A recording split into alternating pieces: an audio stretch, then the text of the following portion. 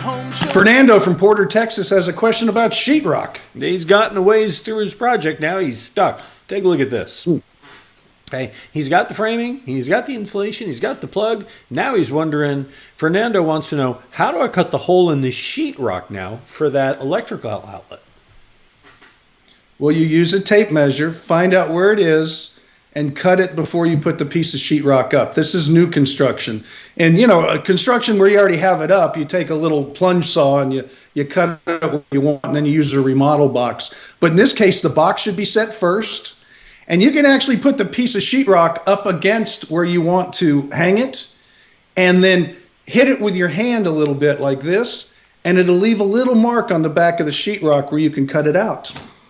And then that's for a do-it-yourselfer, that's good. The guys that fly with it, they just have some kind of weird thing where they know where they all are. But that's the way I used to do it when I was doing sheetrock repair and stuff. I would mark it on the back just by hitting it with my hand lightly, not too much, but just give a little indentation in the back. Just enough, probably like this, so you don't leave a knuckle mark on the wall. Yeah. The sheetrock is paper with gypsum, and it'll leave a little mark in that paper in the back, just a little indentation, and then you just take your saw and cut it out. I never would have thunk of that. See, that's why you do the answers, I do the questions. That's why.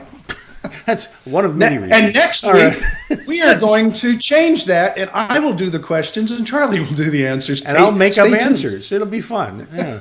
I do. That's going to happen. Yeah, but the topic will be photography and Apple computers. All right. Do you have a question? Be happy to help you out. Visit HomeShowRadio.com. Fill out that Ask.com form.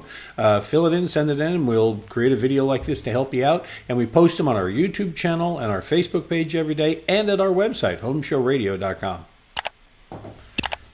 And that